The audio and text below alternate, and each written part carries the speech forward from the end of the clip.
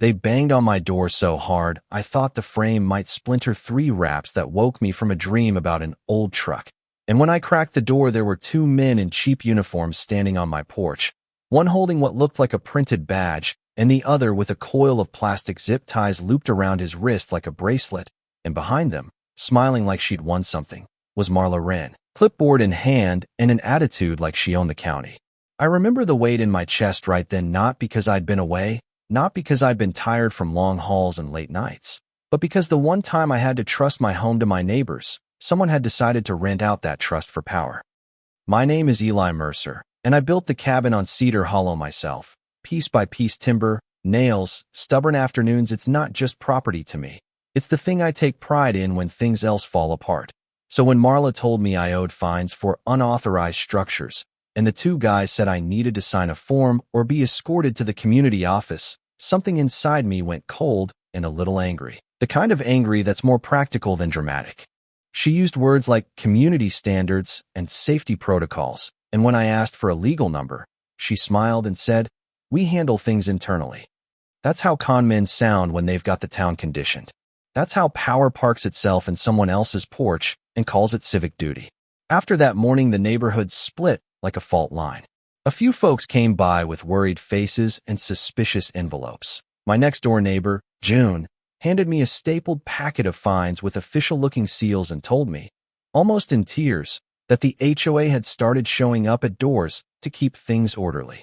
Becca from the lane showed up the next day with a text message that read, simply, "We're watching," and a picture of someone parked outside her truck at midnight.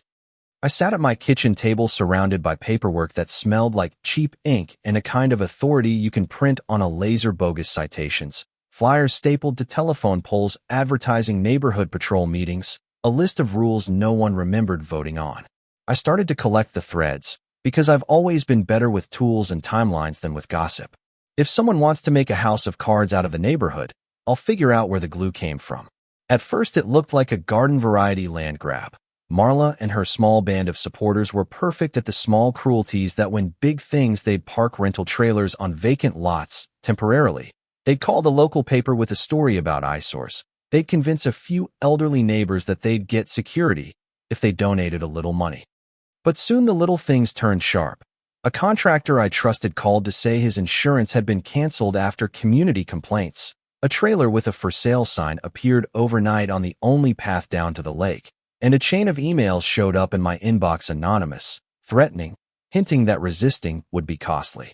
One clear night, 2 men in the same cheap uniforms I'd seen on my porch pulled up at Becca's house and demanded to see her property papers, saying the HOA had rights to inspect.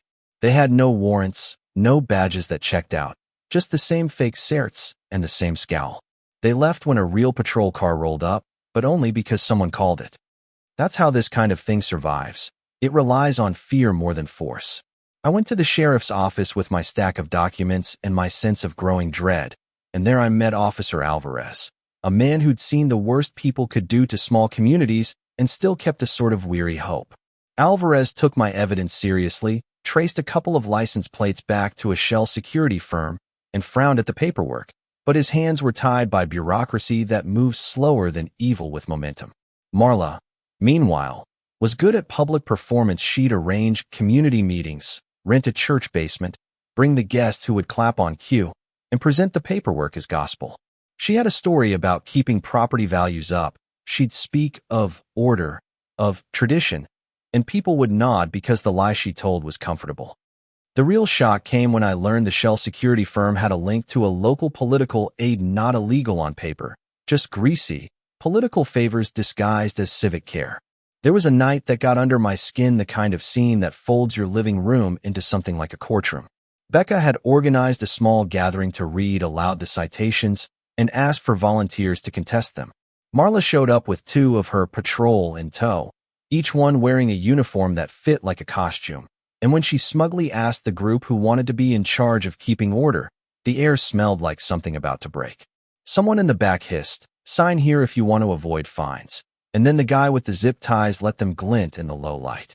He made a joke about making things tidy, and the laugh that followed was the wrong kind, brittle and forced. I stood up and told him, clearly, that he could not threaten people with restraints and call it community service. And Marla smiled, all sweetness and teeth, and told me I was making a scene. You could just cooperate, she said to me, voice smooth as honey. Or be difficult. That's when I felt the line, the one between standing by and standing up, click into place. I started to press. I filmed meetings on my phone. I followed the paper trail. I sat with Alvarez and mapped out how the security firm's invoices match properties that suddenly had new temporary cabins. We dug into records and found shell companies, fake certificates, and a ledger that listed donor names and payoffs to community consultants. When we brought it to the local prosecutor, a stack of signatures fell apart like scotch tape in the rain. Witnesses recanted, afraid of being targeted. Others admitted they'd been paid small sums to attend rallies. The more we exposed, the more people turned inward, and I understood then that this fight wasn't just against Marla, it was against a system that rewards the loud and punished the careful. It all came to a head in a community center packed with folding chairs and an audience hungry for order. Marla took the stage with her usual grace, the two patrol behind her like hired furniture, and she began to read off fines and rules with a kind of sanctimony that made my skin crawl. And when she invited public comment, I stood up, recorded the whole thing, and asked in a calm I had to force myself to maintain for proof of legal authority. I hit play on my phone and showed the thread of payments, the fake permits, the signatures that were obviously forged, and the hum in the room changed into a thin, tense shout.